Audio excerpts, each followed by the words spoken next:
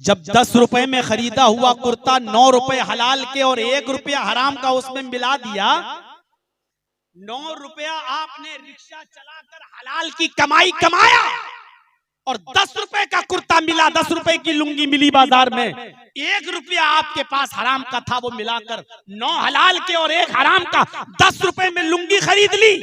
जब तक वो लुंगी आपके जिस्म पर रहेगी, आपकी एक इबादत, एक नमाज कबूल नहीं होगी जब तक वो कुर्ता रहेगा हमारे जिस्म पर।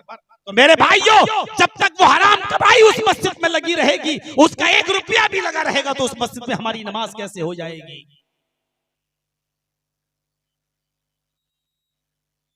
सब जो आपके कब्रिस्तान में चंदा दे रहे हैं, सब माले हलाल का ही दे रहे हैं, कोई हराम का नहीं दे रहा होगा, फिर तो आप मुर्दों को दफनाना ही छोड़ देंगे।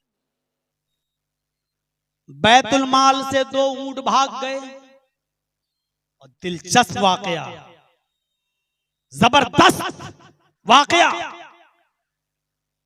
कह रहे थे कस्बे माश पे बोलो, बर्दाश्त कर पाएंगे? अभी कस्बे माश पर पूरा हक के साथ अगर बोल दूं तो चंदा भी आपका नहीं होगा, और अगर शरायत बयान कर दूं माले हलाल के, तो आप किसी मस्जिद में नमाज पढ़ने के लायक भी नहीं रह जाएंगे। आपके गांव में जो मस्जिद बनी है, आपने ताउन लिया है सबसे ना, चंदा करके बनाया है, क्या सबका हलाल पैसा लगा है? क्या किसी का हराम का पैसा नहीं होगा? जब 10 रुपए में खरीदा हुआ कुर्ता 9 रुपए हलाल के और 1 रुपया हराम का उसमें मिला दिया, 9 रुपया आपने रिक्शा चलाकर हलाल की कमाई कमाया और 10 रुपए का कुर्ता मिला, 10 रुपए की लुंगी मिली बाजार में, 1 रुपया आपके पास हराम का था, वो मिलाकर 9 हलाल के और 1 हराम का 10 रुपए में लुंगी खरीद ली। जब तक वो लुंगी आपके जिस्म पर रहेगी, आपकी एक इबादत, एक नमाज कबूल नहीं होगी जब तक वो कुर्ता रहेगा हमारे जिस्म पर। तो मेरे भाइयों, जब तक वो हराम कमाई उस मस्जिद में लगी रहेगी, उसका 1 रुपया भी लगा रहेगा, तो उस मस्जिद में हमारी नमाज कैसे हो जाएगी?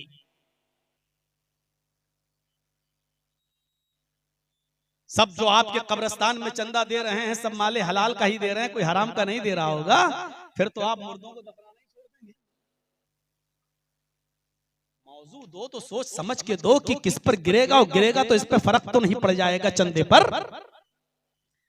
कस्बे माश और हमारी और अभी तो बेएतदालियों पे गए ही नहीं है, बेएतदालियों पे जाएंगे तो मेरे भाइयों, क्या क्या तरीके हमने आज माले हराम के अपना रखे हैं, माले हराम के, जिसको कुरान ने कहा या अय्युहल्लज़ीना आमनू ला ताकुलू अम्वालकुम बैनकुम बिल बातिल। ऐ मुसलमानों, तुम आपस में एक दूसरे का माल बातिल तरीके से मत खाओ। इस्लाम ने ये नहीं कहा, बातिल तरीके से कहा, बातिल तरीके से मत खाओ, यानी कोई भी गलत तरीका नहीं अपना सकते हो। जर्जीत साहब के पास एक मोबाइल है, और मान लीजिए एक मोबाइल है और हमारा खराब हो गया है, ये किसी को दिया, भाई साहब मैकेनिक को, ये लीजिए मोबाइल है हमारा, जरा संभालिए तो देखिए। अब जर्जीत साहब मोबाइल संभालने वाले हैं, मैकेनिक हैं, उनको मालूम है कि बहुत महंगा सेट है ये। अरे हम बता नहीं रहे हैं, आप लोग जानते होंगे कौन सा है। कसम खुदा की मुझे चलाना ही नहीं आता है, अल्लाह की कसम। पहली बार इसको लिया है, लिया क्या, किसी ने गिफ्ट दे दिया है। अब हम अगली मर्तबा जब आएंगे तो इसको छोड़ देंगे, क्योंकि हमें चलाना ही नहीं आ रहा है। और इससे अच्छा ये मोबाइल मेरा बेटा चला लेता है, छोटा सा 8-9 साल का मेरा बच्चा, वो बेहतरीन अंदाज से चला लेता। हमें आ ही नहीं रहा है इसको चलाना। बार बार हम तो बार कह रहे हैं कि कौन सा लोग कैसे इस्तेमाल कर लेते हैं इसको। तो अब हमने, जर्जी साहब ने देखा बड़ा महंगा मोबाइल है, हाँ साहब, और मालूम है 1000 रुपए में संभल जाएगा, इसमें एक चीज डाल देंगे 1000 रुपए में ये बन जाएगा। जर्जी साहब ने कहा नहीं साहब, इसमें तो ये चीज खराब हो गई है, कम से कम 15,000 रुपए पड़ेंगे। अब 15,000 से तुम सौदा करते हुए आओगे, 10,000 पे तो आओगे। 1000 में सही हो रहा है, 15,000 मांगे, और वो भी कसमें खा खा कर, अल्लाह की कसम तुम्हारे लिए इतना है भाई, हमारे लिए, तुम्हारे लिए इतनी रियायत है, वरना 20,000 लग रहा। मामला बनते बनते 10,000 पर डन हो गया कि ठीक है। आपने 10,000 ले लिया, 1,000 का सामान डाल के आपने उसको दे दिया। आप समझ रहे हैं कि हमने मेहनत की है, ये तरीका भी माले हराम कमाने का है, क्योंकि आपने उसको धोखे में रखा। आपने कहा आप उससे अगर ये कहते कि सामान तो 1000 का पड़ेगा लेकिन मैं आपसे 15,000 लूंगा, कोई गलत नहीं था। लेकिन आपने कहा कि बहुत महंगा मोबाइल है, सामान भी महंगा आएगा और इसमें 15,000 रुपए का खर्चा पड़ेगा और टालते टालते 10,000 पे, और आप उससे कह रहे हैं कि नहीं साहब 1,500 भी, हमारे भी तो बीवी बच्चे हैं साहब, इतना भी नहीं बचेगा तो क्या बचेगा। आप इस तरीके से अगर आपने पैसा कमाया और ये हराम है, अब आपने जो 10,000 लिया है इसमें 1,000 लागत और 500 या 1,000 रुपए आपकी मेहनताना, ये 2,000 तक तो ठीक है। अब 8,000 रुपए जो आपने लिए हैं वो नाजायज है आपके लिए, वो हराम है। अब आप आए जयनगर के जलसे में, आपने उसी 8,000 में से 1,000 रुपए कब्रिस्तान को चंदा दिया। मौलाना साहब वही बोलो जो बोल रहे थे, ये छोड़ दो कसबे हलाल, नहीं तो फिर आप जिससे चंदा लेंगे वो चंदा भी नहीं देगा। वही मैंने कहा था कि आप बर्दाश्त कर पाएंगे। ये तो वहां लोग मौजूद हैं जहां जिनको चंदा ना करना, और जिनको चंदा करना है तो मेरे भाइयों बहुत अजीब मामलात हैं, बहुत बड़े बड़े मामलात हैं। हजरत उमर इब्ने अब्दुल अजीज ने अपनी बीवी को दूध का प्याला नहीं पीने दिया। उमर इब्ने अब्दुल अजीज का जब जमाना था, उनकी बीवी हामिला थी, पेट में बच्चा था, 4 दिन से खाना नहीं खाया था। बैतुल माल से अपनी नौकरानी को भेजा, खादिमा को जाओ दूध ले आओ, वो दूध लेके आई, कहा दे दो, जब उधार दे दो 1 प्याला दूध, जब हमें तनख्वाह मिलेगी तो हम 1 प्याला दूध तुम्हें वापस कर देंगे। चूंकि वो सारे मुसलमानों की अमानत थी, सारे मुसलमानों का जब तक मशवरा नहीं हो जाता तब तक उसमें से कुछ दे नहीं सकते थे कोई भी। लेकिन कैशियर ने दे दिया, खजांची ने दे दिया कि लो उमर इब्ने अब्दुल अजीज की अमीरुल मोमिनीन की बीवी है और पेट में बच्चा है और 4 दिन से कुछ नहीं खाया, अगर कुछ दिन और भूखी रह गई तो बच्चा पेट में मर जाएगा। दे दिया दूध। रात के अंधेरे में उनकी खादिमा, उनकी बांदी दूध का प्याला लेकर आ रही है। उमर इब्ने अब्दुल अजीज तहज्जुद के लिए उठे हुए हैं, क्या देखते हैं कि दरवाजे से कोई आ रहा है। उन्होंने गौर से देखा तो उनकी बांदी, उनकी नौकरानी, उनकी खादिमा, उनकी लौंडी। पूछा चादर में क्या छिपाई हुई हो। उसने चादर हटाया, कहा ये दूध का प्याला है। कहां से लेके आ रही हो। कहा बैतुल माल से ला रही हूं। किसके लिए लेकर आ रही हो। कहा आपकी बीवी के लिए, अपनी मालिकन के लिए। 4 दिन से उन्होंने कुछ नहीं खाया। आपको अभी तनख्वाह मिलने में देर लगेगी, 2-4 दिन लगेंगे। 2-4 दिन अगर वो भूखी रह गई तो उनका क्या हाल होगा। पेट में बच्चा है, हमल साकित हो जाएगा। जब माँ कुछ खाएगी नहीं तो बेटे की परवरिश कैसे होगी। जब माँ भूखी रहेगी तो बच्चे की नशो नुमा पेट में कैसे होगी। ये कहते हुए उसने दूध अपनी मालिकन को दे दिया। उमर इब्ने अब्दुल अजीज ने अपनी बीवी के हाथ से वो दूध का प्याला छीन लिया। फरमाया मेरी बीवी, ये मेरी मिल्कियत नहीं है, ये सारे मुसलमानों की मिल्कियत है। जब तक सारे मुसलमान मीटिंग करके मशवरा करके मुझे इजाजत नहीं देंगे तब तक ये दूध तुम्हारे लिए जायज नहीं। फरमाया मेरे प्यारे शौहर, पेट का बच्चा है, आपकी अमानत मेरे पेट में पल रही है। अगर मैं 1-2 दिन भी भूखी रह गई तो बच्चा पेट में मर जाएगा। आपकी अमानत मेरे पेट में मर जाएगी। इस बच्चे की जिंदगी के लिए 1 प्याला दूध पी लेने दीजिए।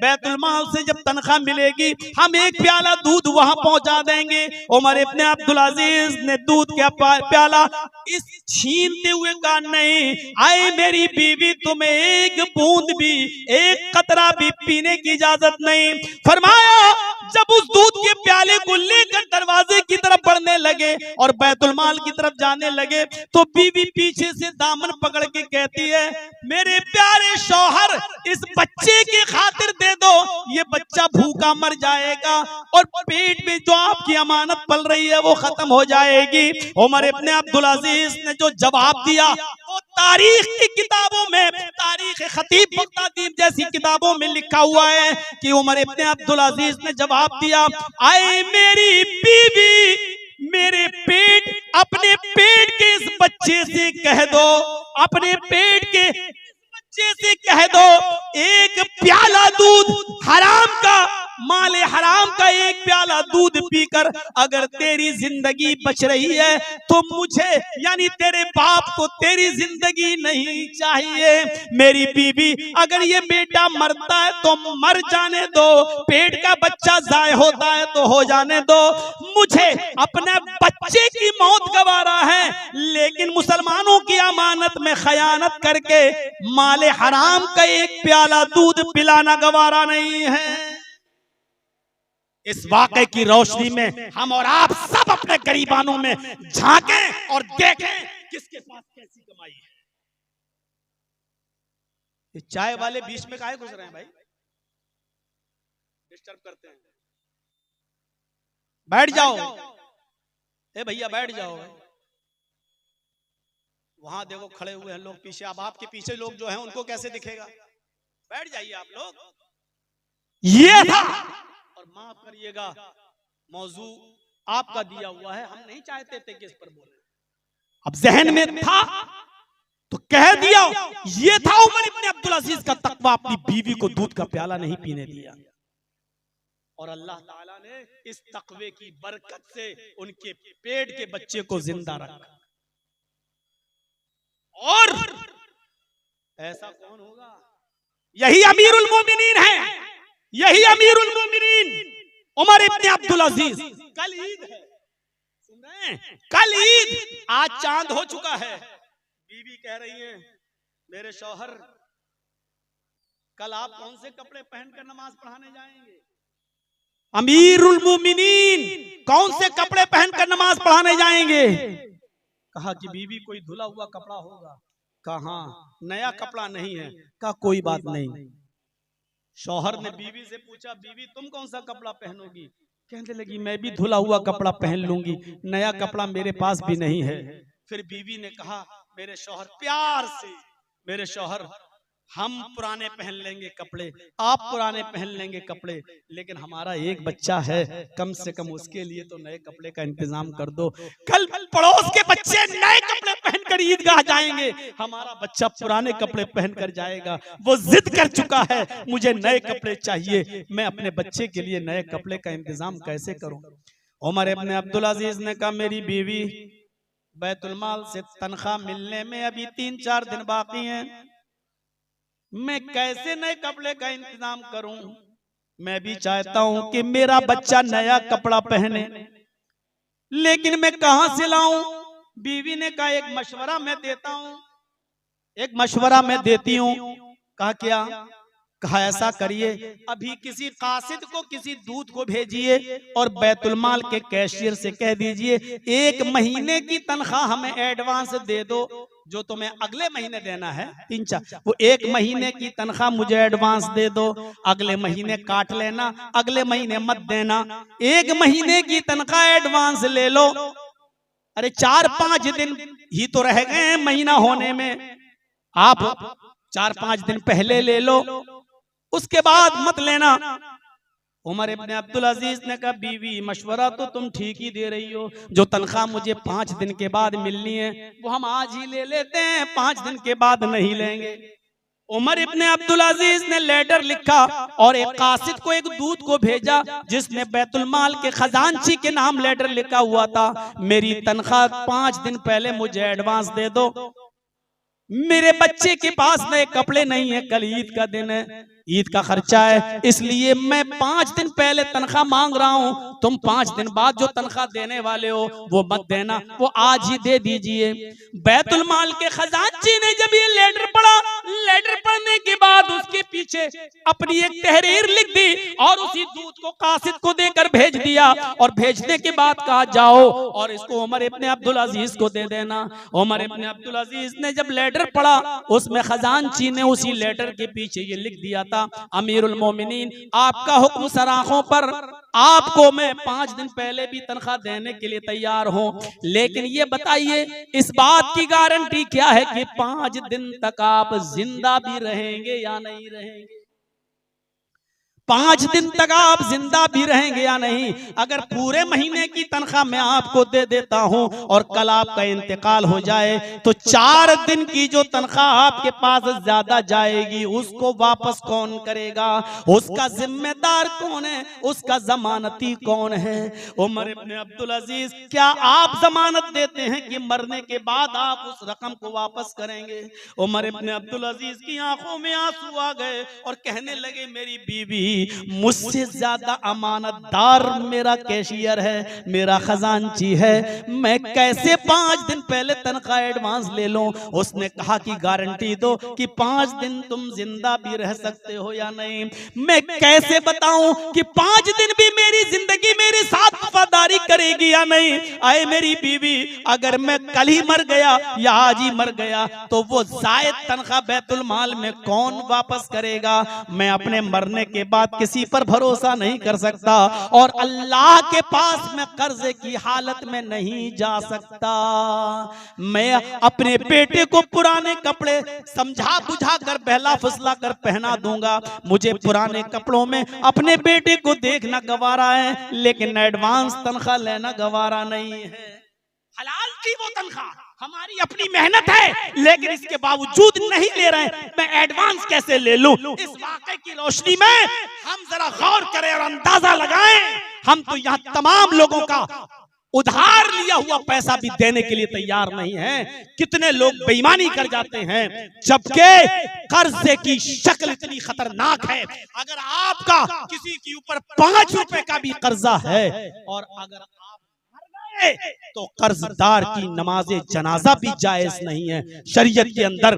जब तक उस कर्जदार के लिए जनाजे के फील्ड में जनाजे की नमाज के वक्त उसका भाई या उसका बेटा या उसका रिश्तेदार खड़े होकर नमाज जनाजा से पहले ये नहीं कहेगा कि हाँ मैं अपने भाई का इतना इतना रुपए का कर्जा अदा मैं कर दूंगा, तब तक नहीं है। हमारे यहाँ तो रस्म है, मर गया मौलवी साहब खड़े हो गए पढ़ा दिया। किसी की भी नमाज जनाजा उस वक्त तक अल्लाह के रसूल नहीं पढ़ाते थे जब तक ये पूछ नहीं लेते थे कि मरने वाला किसी का कर्जदार तो नहीं है। अगर कोई कहता था मेरा कर्जा है, तो जब तक कोई उसके घर का आदमी तैयार नहीं होता था कि मैं इसका कर्जा अदा कर दूंगा, तब तक अल्लाह के रसूल जनाजे की नमाज नहीं पढ़ाते थे। कर्जदार जन्नत में नहीं जाएगा। कितना ही बड़ा इबादत गुजार हो, कितना बड़ा नमाजी हो, कितना बड़ा रोजेदार हो, कितना बड़ा तहज्जुद गुजार हो, अगर वो कर्जदार है और कर्जा लिया है और कर्जा देने की नीयत नहीं रखता है, बेईमानी करने का इरादा है उसका, ऐसे शख्स की कोई नमाज कोई इबादत कबूल नहीं है और मरने के बाद उसको जन्नत का की खुशबू भी नहीं मिलेगी। मेरे प्यारे साथियों, कर्जे की शक्ल बहुत खराब है। ये उमर इब्न अजीज का तकवा था। हम कहां हैं? हम सोचें हम क्या कमा रहे हैं, हमारे कस्बे माश कैसा है, हमारी रोजी कैसी है।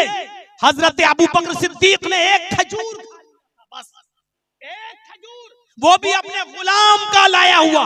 गुलाम की कमाई मालिक के लिए जायज है। लाया खजूर दे दिया हजरत उमर ने, हजरत अबू बकर ने खा लिया। कहा रोजाना पूछते थे आज क्या मेहनत करके लाए हो, और आज नहीं पूछा। हजरत अबू बकर ने कहा रोजाना पूछता था तो मेहनत बताते थे, मेहनत की कमाई थी मैं खा लेता था, आज भी कुछ करके ही आए होंगे मेहनत करके। कहने लगा हाय अबू बकर, आज ही मैंने मेहनत नहीं की थी। फिर कैसे मिला? ये खजूर कहां से लाए? कहा कुछ दिनों पहले मैंने अपने दोस्त की बीवी का पेट देखकर कहा था कि भाभी को लड़का होगा। वो कहने लगा तुम्हें कैसे मालूम? मैंने कहा अरे मैं बहुत पहुंचा हुआ हूं, मैं पेट देख के बता देता हूं कि लड़की है कि लड़का। और आज उसको लड़का ही हुआ। मैंने तो ऐसी धूल में लाठी मारी थी, मैंने तो ऐसे ही कह दिया था, और देखिए मेरा तीर निशाने पे लग गया, उसको लड़का हो गया। वो मुझे बहुत पहुंचा हुआ समझने लगा। वो खुशी में खजूर लेकर आया और उसने मुझे दे दिया, मैं लेके चला। कहा कि माँ के पेट में क्या है ये तो अल्लाह ही जानता है, लड़का है या लड़की इसका इल्म तो सिर्फ अल्लाह को है, तुझे कैसे मालूम? कहा मुझे मालूम ही नहीं था, मैंने तो अंधेरे में तीर मारा था। कहा इसका मतलब ये है कि तूने उसने इसी खुशी में लाके तुझे दिया, ये तो सरासर हराम है। हराम है तो आपने क्यों खा लिया? हम तो काफिर, हम तो खा लिए, हमारा कोई मामला नहीं है। हम आपको पूछना चाहिए था ना पहले, अब खा चुके। एक खजूर वो भी धोखे में, और धोखा माफ है, भूल चूक माफ है। इन्नल्लाह यरफउ अन हाज़िल उम्मह अल खता वन निस्यान, भूल चूक को अल्लाह ने उम्मत से उठा लिया है। अगर कोई भूल कर 5 रकातें पढ़ ले जोहर की और उसको पता ही न चले तो माफ है। या 3 ही पड़ जाए धोखे से, उसको याद ही ना हो, माफ है, हो गई उसकी नमाज। भूल चूक माफ है, धोखे से खा लिया माफ है। लेकिन इसके बावजूद हजरत अबू बकर सिद्दीक ने कहा जी बिल मां, पानी लाओ। अपने गुलाम से पानी मंगाया, पानी का पूरा गिलास पी लिया और फिर करके उंगली डाल के खजूर को पानी क्या किया, उल्टी की, वॉमिटिंग की, थोड़ा सा खजूर बाहर निकला, फिर पानी पिया, फिर उंगली डाली, फिर क्या किया, फिर थोड़ी सी खजूर बाहर निकली। उस वक्त तक पानी पीते रहे जब तक, और क्या करते रहे जब तक यकीन नहीं हो गया कि सारा खजूर निकल गया होगा। जब यकीन हो गया कि सारा खजूर निकल गया होगा, तब कहा अब सुकून मिला, जाकर जितना खाया था वो मैंने निकाल लिया है। जो हराम का एक लुकमा खाता है, अल्लाह के नबी फरमाते हैं उसके दिल पर स्याह नुक्ता बिठा दिया जाता है। नुक्ता जैसे आप फाउंटेन पेन से, निब वाले पेन से लिखेंगे एक ऐसे, तो वहां स्याही लग जाएगी, वो नुक्ता अल्लाह ताला उसके दिल पे बिठा देता है। अगर वो तौबा करता है तो नुक्ता मिट जाता है, अगर वो तौबा नहीं करता है तो वो नुक्ता फैलते फैलते फैलते फैलते पूरे दिल को काला कर देता है। और जब इंसान का पूरा दिल काला हो जाता है तो फिर उसको परवाह नहीं होती कि ये दौलत मेरे पास कहां से आ रही है, हलाल की है या हराम की। अब आप अंदाजा लगाइए, हलाल और हराम। आज जो लोग परवाह नहीं करते, आने दो पैसा जहां से भी आ रहा है, हलाल का हो या हराम का, आने दो, समझ लो कि उनके दिल पूरे के पूरे स्याह हो चुके हैं और काले हो चुके हैं। क्योंकि जिनका दिल स्याह हो जाता है फिर उसको परवाह नहीं रहती। और माले हराम हराम जगह जाएगा भी। अच्छा एक बात बताइए, आपके यहाँ जब इलेक्शन होता है, आपके यहाँ क्या पूरे हिंदुस्तान में होता है, तो कैंडिडेट जीतता तो एक ही है ना, खड़े हो जाते हैं 10-10, 12-12, 15-15, और सब लोग महंगे महंगे टिकट खरीदते हैं। कभी कभी तो टिकट 1-1 करोड़ 2-2 करोड़ तक पहुंच जाता है। और जाहिर है कि कोई 10 लाख में, कोई 20 लाख में, कोई 50 लाख में, कोई 1 करोड़ में टिकट खरीदता, सभी ने खरीदे, जीता तो एक कैंडिडेट और सब हार गए। तो सब हार गए तो उनका पैसा भी तो डूब गया ना। माले हराम जैसा कमाओगे, खर्च भी अल्लाह ताला उसी तरीके से कराता है। वो मिटता भी उसी तरीके से है, वो बर्बाद भी उसी तरीके से होता है, बर्बाद भी उसी तरीके से होता है। इसलिए शरीयत से सीखो। तो फिर मैं थोड़ा सा घूमकर फिर वहीं आ रहा हूं। देखिए बात मेरी कहां से कट गई थी, ये कस्बे माश पर आ गया मैं। 2 ऊंट बैतुल माल से गायब हो गए, ये वाकया मैं बयान कर रहा था और यहां से मैं टर्न हो गया था कस्बे माश पर। 2 ऊंट बैतुल माल से, हजरत उमर फारूक के जमाने में, हजरत उमर उसके अमीरुल मोमिनीन थे, 2 ऊंट गायब हो गए। आज आप अमानतों का कितना ख्याल रखते हैं, हर मुसलमान गौर करे। हजरत उमर फारूक के जमाने में 2 ऊंट बैतुल माल से गायब हो गए, भाग रहे हैं, रस्सी तोड़ के भाग गए। हजरत उमर को पता चला कि 2 ऊंट बैतुल माल से भाग गए। हजरत उमर सख्त गर्मी में, चिलचिलाती हुई धूप में उन ऊंटों के पीछे पीछे दौड़ रहे हैं मदीने में। 2 ऊंट भी गायब। आज करोड़ों रुपया लोग लेके भाग गए हैं, माल्या जैसे लोग, ना उनको लाने की कोशिश, ना उनको वापस बुलाने की कोशिश, ना उस पैसे को देने की कोशिश। गौर करो, 2 ऊंट। अंकल जी बैठ जाओ, कहां उठ रहे हैं बाप, डिस्टर्ब करेंगे। अब क्या करेंगे, अब तो चाची भी सो गई होंगी, क्या करेंगे घर जाके। मेरे भाइयों गौर से सुनिए, 2 ऊंट और हजरत उमर भाग रहे हैं उन ऊंटों के पीछे पीछे। और 2 मंजिल मकान है, सुनिए, बड़ा दिलचस्प वाकया मैं सुना रहा हूं आपको। सामने 2 मंजिल का बेहतरीन खूबसूरत मकान, उस मकान के ऊपर छत के ऊपर हजरत उस्मान खड़े हैं। हजरत उस्मान पैसे वाले आदमी अपने 2 मंजिला मकान पर खड़े हुए ऊंटों के पीछे भागने वाले आदमी को देख रहे हैं। पहचान नहीं पाए कि ये कौन है, पहचान नहीं पा रहे ये कौन है। कहा कि इतनी गर्मी में ये कौन आदमी दौड़ रहा है, पैरों में चप्पल भी नहीं है, सख्त गर्मी, चिलचिलाती हुई धूप, जमीन गरम, और इस गरम जमीन में नंगे पैर ये दौड़ रहा है, ये कौन आदमी है? कोई काम करना था तो साये में करता, थोड़ा शाम हो जाने देता, सूरज ढल जाने देता, तब निकलता घर से। हजरत उमर भागते भागते उस बिल्डिंग के पास आए, उस घर के पास आए, तो हजरत उस्मान ने पहचान लिया, अरे ये तो अमीरुल मोमिनीन है, ये तो हजरत उमर फारूक है। आवाज दी, अमीरुल मोमिनीन इधर आइए, इतनी गर्मी में कहां भाग रहे हैं आप?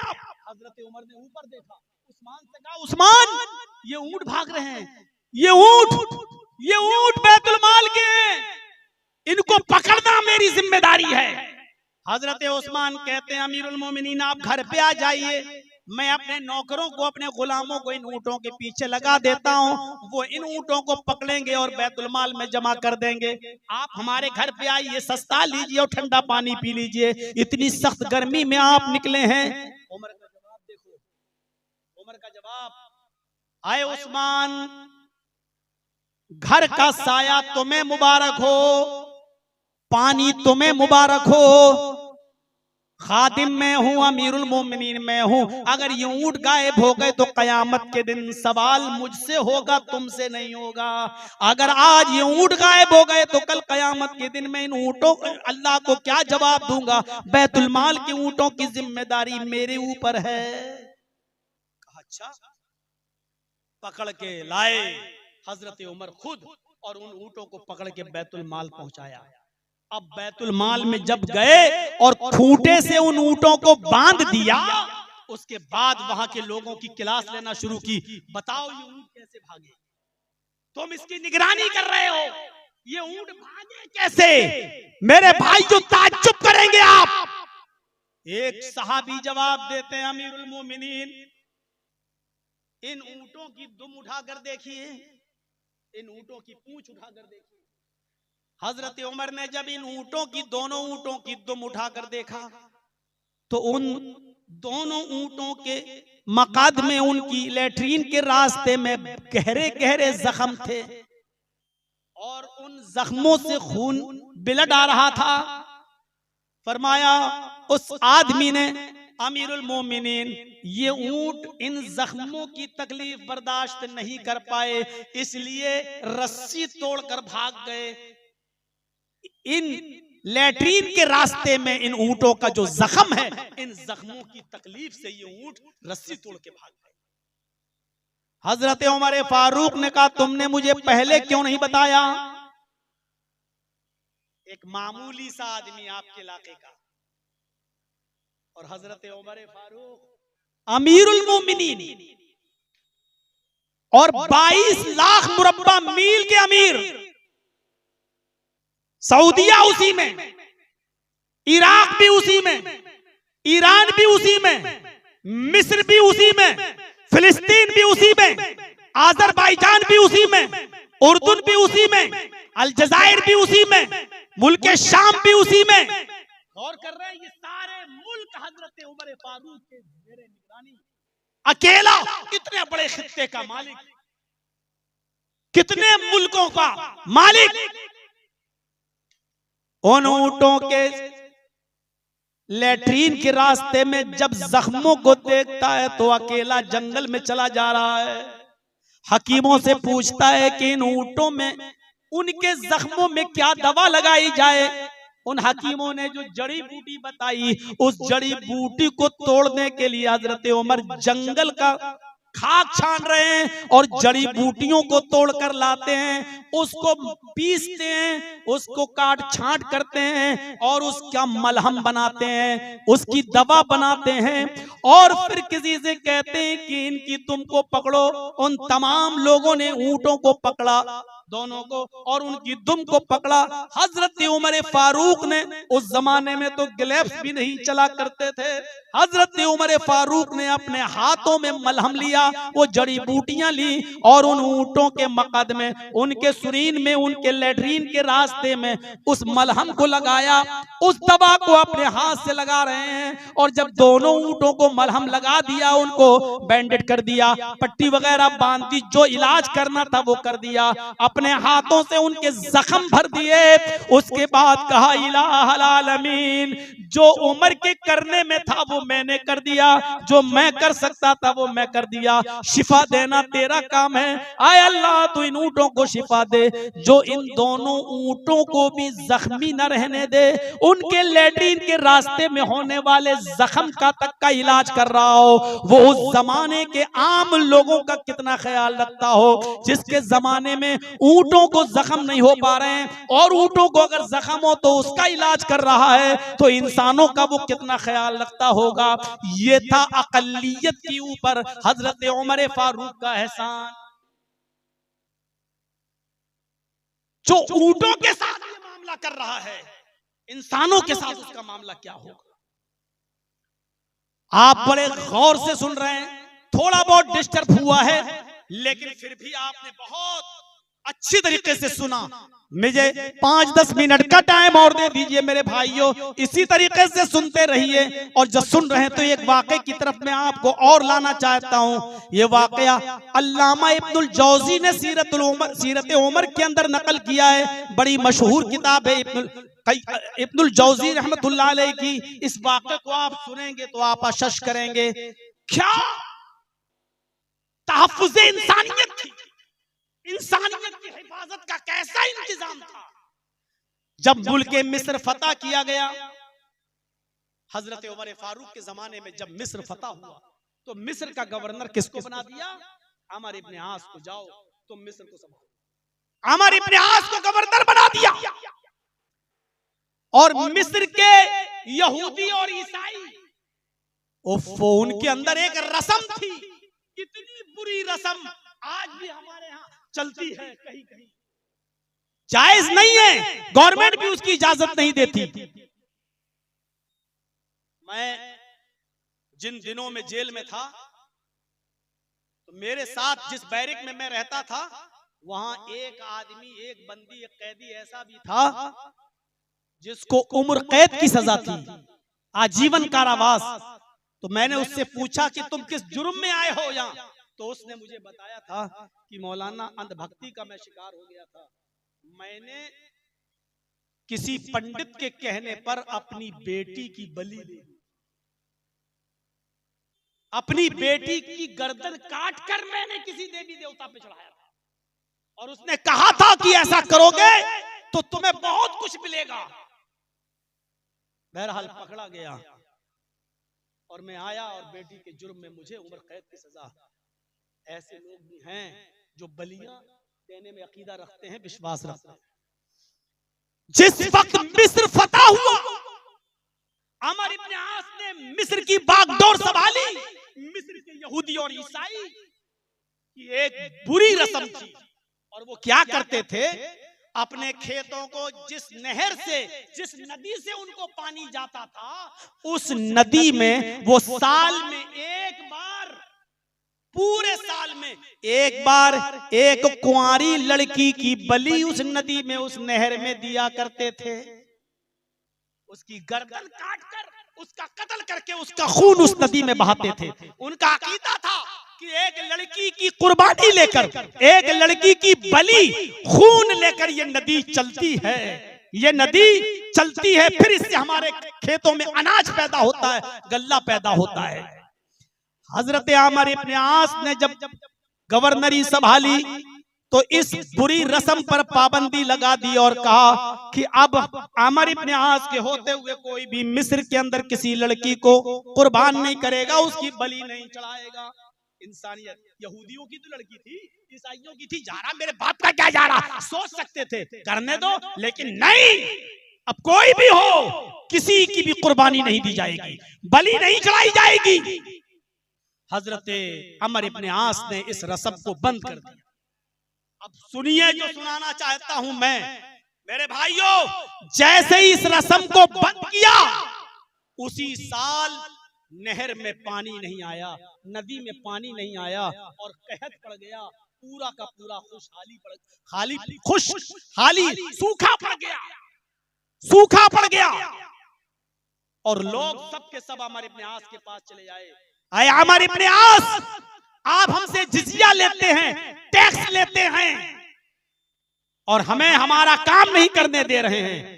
आपके कहने पर हमने इस साल किसी लड़की की, कुंवारी लड़की की कुर्बानी नहीं दी, बलि नहीं दी। देखो नदी हमसे नाराज हो गई, नहर हमसे नाराज हो गई, हमारे खेतों में अनाज नहीं पैदा हुआ, हमारे खेतों में पानी नहीं आया, हमें इजाजत दीजिए कि हम कुर्बानी करें, हम बलि चढ़ाएं किसी लड़की की।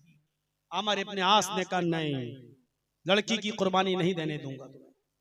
कहा फिर हम टैक्स भी नहीं देंगे आपको, जब हमारे यहाँ पैदा ही नहीं हुआ, कुछ इनकम ही नहीं हुई, तो हम आपको टैक्स क्यों देंगे, हम जिजिया भी नहीं देंगे। और अगर आप हमें जिजिया न देने की शक्ल में अपने मुल्क से निकाले तो हम निकल जाएंगे। क्या कर सकते हैं, हमारी जब पैदावार ही नहीं, हम जब कमाएंगे नहीं तो टैक्स कहां से देंगे, और आप हमें हमारे अकीदे पे चलने नहीं देंगे।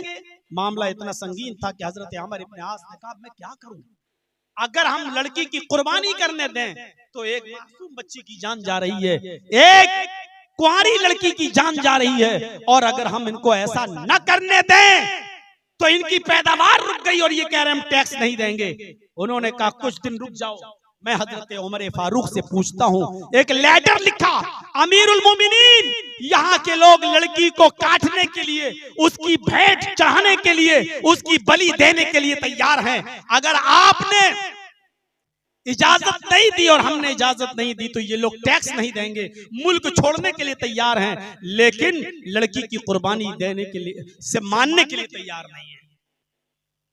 हजरत उमर फारूक ने वहीं से एक लेटर लिखा दरियाए नील के नाम,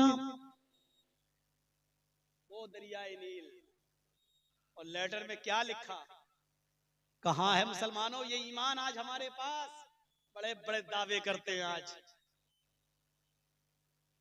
यही रिजल्ट देने के लिए हम चीख रहे थे, मुसलमानों एक हो जाओ, मुसलमानों मिल जाओ। पूरे उत्तर प्रदेश की निगाहें आपकी तरफ थी, पूरे हिंदुस्तान की नजरें बिहार की तरफ थी, और आपके रिजल्ट ने बता दिया कि जर्जी साहब अभी उत्तर प्रदेश के अंदर भी वही रिजल्ट आने वाला है जो बिहार में आया है। अभी तुम्हारे मदरसों पर बुलडोजर चलेगा, अभी तुम्हें मस्जिदों में तकरीरें नहीं करने दिया जाएगा। आज पूरे उत्तर प्रदेश के अंदर ऐसी किसी फील्ड में आप तकरीरें नहीं कर सकते, जिस फील्ड में आप तकरीरें कर रहे हैं ना, और रात के ये 2 बज चुके हैं, इस वक्त भी आप तकरीर कर रहे हैं, ऐसी फील्ड के अंदर पूरे उत्तर प्रदेश में आपको जलसा नहीं करने दिया जाएगा। जर्जी साहब जिस मस्जिद के मुतवल्ली हैं, हम जिस मस्जिद के सेक्रेटरी हैं, उस मस्जिद के अंदर भी अगर इशा के बाद हमें तकरीर करना है, अपनी मस्जिद में भी तकरीर करने के लिए हमें परमिशन लेना पड़ेगी, पहले डीएम से और एसएसपी से, और एलआईओ रिपोर्ट दे देगी मौलाना जर्जी साहब की तकरीर भड़काऊ होती है, इसलिए इशा के बाद इनको भी तकरीर करने की इजाजत नहीं। उत्तर प्रदेश के ये हालात हैं। हम जिस मस्जिद के सेक्रेटरी हैं, उस मस्जिद के अंदर भी इशा की नमाज के बाद उस मस्जिद के सेक्रेटरी को भी मस्जिद में भी तकरीर करने की परमिशन नहीं। ये हालात हैं। अरे भाइयों, इन हालात से निपटना था, लेकिन अब तो सारी उम्मीदें ही टूट चुकी हैं, खत्म हो चुकी हैं सारी उम्मीदें। सुनिए हजरत उमर फारूक ने क्या लिखा, आए अमर इब्ने आस, मैं ये लेटर तुम्हें भेज रहा हूं, पूरे मुल्क मिस्र से लोगों को ले जाकर दरियाए नील के पास खड़ा कर दो और उस दरियाए नील में जाकर इस लेटर को डाल दो। सूखा हुआ दरिया। उमर फारूक का वो लेटर जैसे अमर इब्न आस के पास आता है, अमर इब्न आस ने मुनादी करा दी, ऐलान करा दिया, दरियाए नील में पानी आएगा और पानी तुम्हारे खेतों में जाएगा। आओ दरियाए नील के पास सब जमा हो जाओ। सारे यहूदी ईसाई सब दरियाए नील के पास जमा हो गए।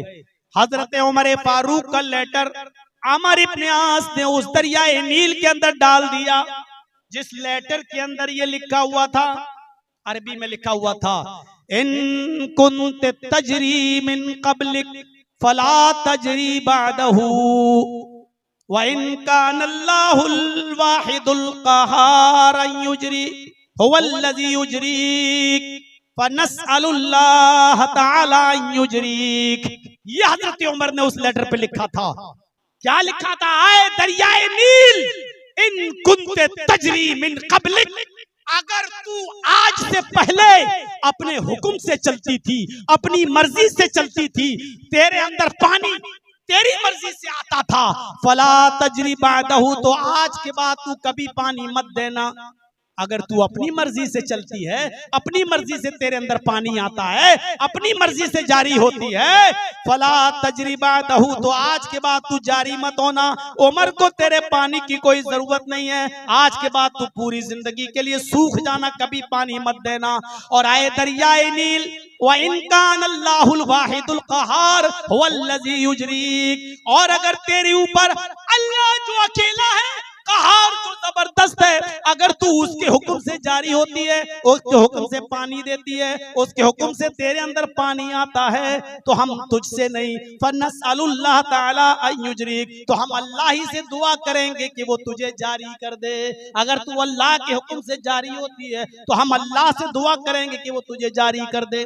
अगर तू अपनी मर्जी से चलती है तो तेरे पानी की जरूरत नहीं है, और अल्लाह के हुक्म से जारी होती है तो अल्लाह मुझे पानी देगा। बस ये लेटर डाला, अल्लाह की कसम ऐसा पानी उस दरियाए नील में आया कि तारीख ने, मुअर्रिख ने लिखा है, इब्नुल जौजी ने सीरत उमर में लिखा है कि पानी लेबिल से 16 गज ऊपर पहुंच गया।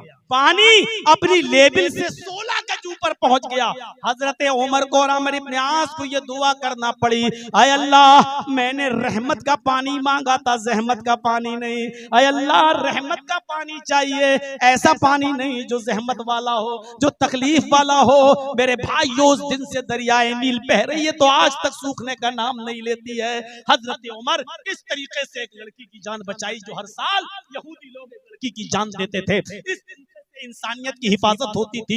ये नहीं देखा जाता था कि मरने वाला हिंदू है या मुसलमान, यहूदी है या ईसाई, हर किसी को बचाया जाता था, हर किसी के जान की हिफाजत होती थी। तो मेरे भाइयों, तहफ़्फ़ुज़ इंसानियत जरूरी है, और अक़लियत के साथ अक्सरियत की जिम्मेदारी है कि वो अक़लियत का पूरा पूरा ख्याल रखे। यही चंद बातें बुनियादी तौर पर 1.5 घंटे की तकरीर में मुझे आपके सामने रखना थी, जो मैंने आपके सामने रख दी है। मुझे उम्मीद है अक्ल हलाल, अक्ल माश का मसले को अपने ऊपर नहीं लेंगे। शरीयत का मसला है, उसमें आप भी आ सकते हैं, हम भी आ सकते हैं। बहुत से मसाइल ऐसे हैं। लोन पर मोबाइल लेना कैसा है, लोन पर फ्रिज लेना कैसा है, लोन पर या फाइनेंस कराना कैसा है, मस्जिद में गैर मुस्लिम का पैसा लग सकता है कि नहीं लग सकता है, इसी तरीके से कब्रिस्तान में अगर कोई गैर मुस्लिम पैसा दे तो लग सकता है। ये सारे मसाइल हैं। इन तमाम मसाइल की तरफ हम नहीं जा पाएंगे।